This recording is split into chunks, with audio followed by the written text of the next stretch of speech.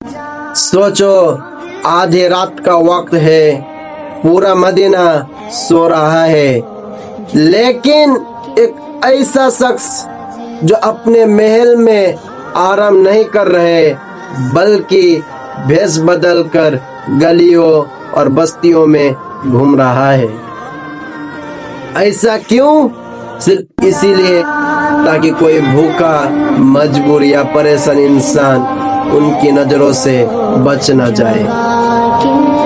ये कोई आम इंसान नहीं थे, ये थे इस्लाम के दूसरे खलीफा अमीरुल मुमिनीन खलीफतुल मुस्लिमीन हजरत उमर बिन खत्ताब रज़ियल्लाहु ताला अन्हु।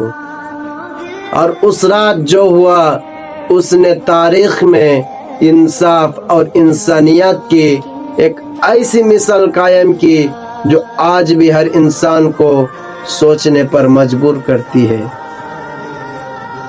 और उनकी हुकूमत बहुत वासे थी, लेकिन उनका दिल अपनी आवाम के लिए उससे भी ज्यादा बड़ा था। और उसका एहसास जिम्मेदारी इतना गहरा था कि रिवायत में आता है कि वो फरमाते हैं, अगर फुरात के किनारे एक जानवर भी भूखा मर जाए तो मुझे डर है कि अल्लाह उमर से उसका भी हिसाब लेगा। इसी एहसास की वजह से वो अक्सर रात के अंधेरे में भेष बदल कर मदीने के गलियों में निकलते थे ताकि किसी की जरूरतमंद की मदद कर सके। एक रात उनके साथ उनके वफादार साथी असलम भी थे। दोनों मदीने शहर के बाहर निकले। दूर एक छोटी सी आग जलती हुई हजरत उमर रज़ियल्लाहु ताला अन्हु के नजर आई। हजरत उमर रज़ियल्लाहु ताला अन्हु उस आग की तरफ बढ़ा।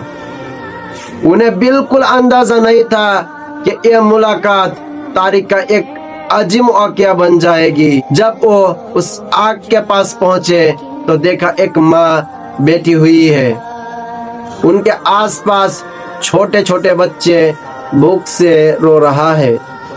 हजरत उमर रज़ियल्लाहु ताला अन्हु ने पूछा, बहन बच्चे क्यों रो रहे हैं? औरत ने गम भरी आवाज में कहा, हम बहुत तंगी में है, बच्चे भूखे हैं और हमारे पास खाने के लिए कुछ भी नहीं है। मशहूर रिवायतों में आता है कि वो औरत उस बच्चों को तसल्ली देने के लिए हंडी चराकर हंडी के अंदर पत्थर डालकर तपा रहा था। ये देखकर हजरत उमर रज़ियल्लाहु ताला अन्हु की आंखें नम हो गई, मगर हजरत उमर रज़ियल्लाहु ताला अन्हु सिर्फ अफसोस नहीं किया, उन्होंने फौरन बैतुल माल की तरफ गए। वहां से आटे का बोरा, घी और खाने का जरूरी सामान अपने कंधों पर उठाया। ये देखकर उनके वफादार साथी असलम ने हजरत उमर रज़ियल्लाहु ताला अन्हु से अर्ज किया, आए अमीरुल मुमिनीन, ये बोझ मुझे दे दीजिए। तब हजरत उमर रज़ियल्लाहु ताला अन्हु ने फरमाया, क्या क़यामत के दिन तुम मेरे गुनाहों की बोझ उठाओगे? यह कहकर उन्होंने खुद आटे का बोरा अपने कंधों पर उठाया और रास्ते पर निकल पड़ा। रात का अंधेरा था, सफर लंबा था, लेकिन उमर रज़ियल्लाहु ताला अन्हु ने कदम नहीं रुके। वापस उस औरत के पास पहुंचे। हजरत उमर रज़ियल्लाहु ताला अन्हु ने खुद चूल्हा जलाया, खुद खाना तैयार करवाया, और जब तक बच्चे पेट भरकर मुस्कुराने ना लगे वहां से नहीं उठे।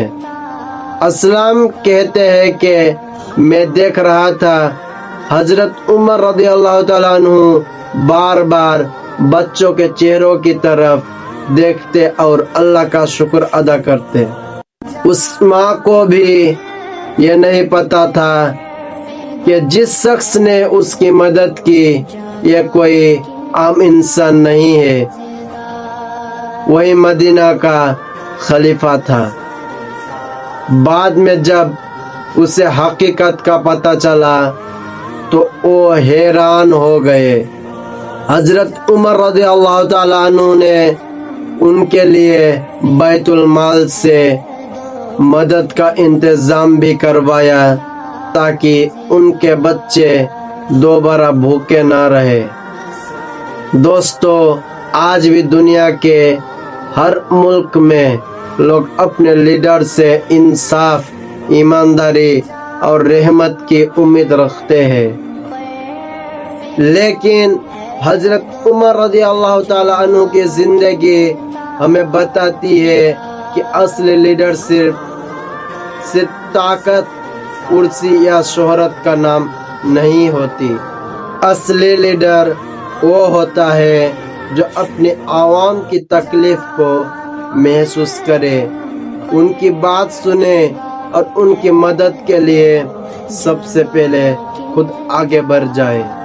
ہر ذمہ دار شخص سے اللہ تعالیٰ اس کے ذمہ داری کے بارے میں ضرور سوال کرے گا۔ سوچئے کہ ہمارے آس پاس ایسا انسان تو نہیں جو ہمارے مدد کی منتظر ہو۔ اگر ہم کسی کی ضرورت مند کی مدد کر دے تو ہو سکتا ہے اللہ کے نزدیک وہی ہمارا سب سے بڑا قیمتی عمل بن جائے۔ حضرت عمر رضی اللہ تعالیٰ عنہ کی زندگی ہمیں یہ سکھاتی ہے، انصاف، رحمت اور خدمت ہی ایک مومن کی پہچان ہے۔